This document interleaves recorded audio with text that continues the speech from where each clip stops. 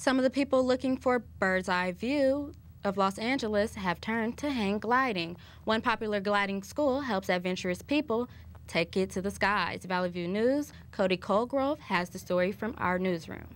Thanks, Candace. First of all, I didn't hang glide myself, but I was on the scene to capture the art of running off a mountaintop and soaring into the air. Calm winds, sunny days, and a large mountain to jump off of. That's what the students at the Wind Sports Hang Gliding School are looking forward to on this Saturday morning. In these small Sylmar neighborhoods lies one of the greatest hang gliding launching points in California that Wind Sports has been using to teach at since 1974. Many of the students here have been gliding for over 10 years and still come back to improve their skills further. Wind Sports gliding instructor Andy Beam has been in the air since the early 80s and has his own very personal connection to the sport. It was like, wow, it feels like I got a wing on my back. And what surprised me is how familiar it was. And what I realized is that when I'm flying my hang glider, it's just like when I'm dreaming at night and flying in my dreams. This day begins with Andy and his students going over weather reports and flight plans in order to guarantee a safe ride. It is on the mountaintop that the gliders get out and set up their gear in preparation for takeoff. Each rider lines up, and one by one, they take a small jump off the mountain into the open air. Wind Sports provides their customers with the unique experience of soaring across the LA valleys, while allowing them to witness what they could only see with a bird's eye view. Wind Sports student Lloyd Albright remembers his first glimpse of hang gliding and how that drove him to get into the sport. I basically drive near the beach side on my way to work, and one day I saw somebody hovering over one of the bluffs in the hang glider, just hovering like a bird. I was really taken by that experience. With every ride, students become more aware of their capabilities and can further their skills within the sport. Wind Sports Hang Gliding School creates a very tightly knit community for people to come together and share a common love for soaring through the air amongst the birds. For more information on the school and making an appointment, go to windsports.com. Back to you in the studio. Here's the scoop. And now here's Nick Copper with the top at the box office this weekend and all the entertainment buzz. Liam Neeson came out on top after a sluggish movie weekend. His thriller, The Unknown, finished the weekend with nearly $21 million. This is about $40 million less than the star-studded Valentine's Day made this time last year. The Unknown was followed by I Am Number 4, which brought in $19 million. The animated film Romeo and Juliet closely followed after already spending a week on the big screen. And the third installment of Martin Lawrence's Big Mama series was a disappointment.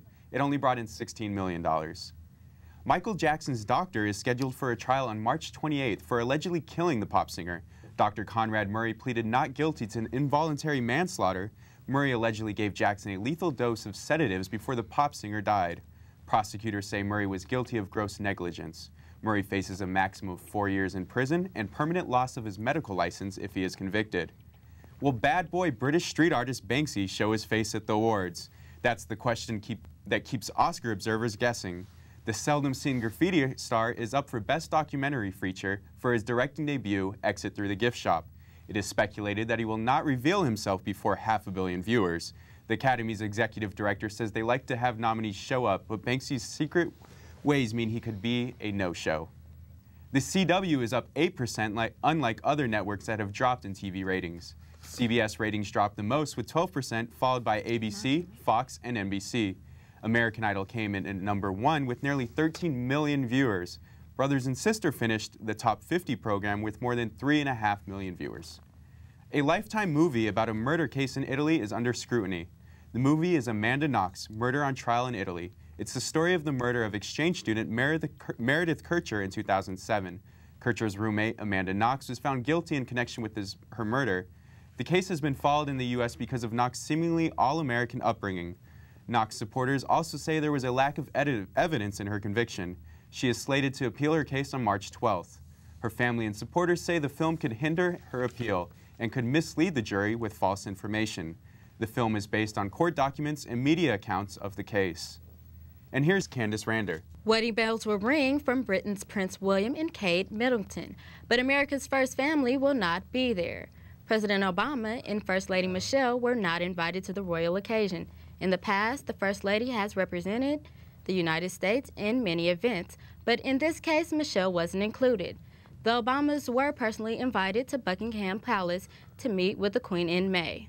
Just weeks after California Governor Jerry Brown unveiled his budget proposal, a nearly identical plan has passed key committees in both houses of the legislature.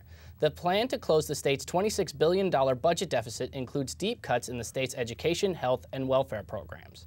The cuts will result in the closure of some state parks and a $1 billion reduction to higher education. Some social programs that were on Brown's chopping block were spared, including medical care for the elderly and poor and welfare for impoverished families. This marked the first time in years that the two budget committees have approved most of a governor's budget plan. India may be on the verge of eliminating polio throughout the country. The sudden optimism was sparked by a remarkably effective campaign by the government and aid groups to finally drive polio out of India. The effort was huge. In just 5 days last month, 2.5 million workers visited 68 million homes to inoculate nearly 200 million children. Health workers are armed with a new, more effective vaccine. Officials also say airtight monitoring means no child is missed, not even in the most remote villages. A remarkable achievement. Thank you for watching Valley View News. I'm Candace Rander. And I'm Joe Galley. Have a fantastic day.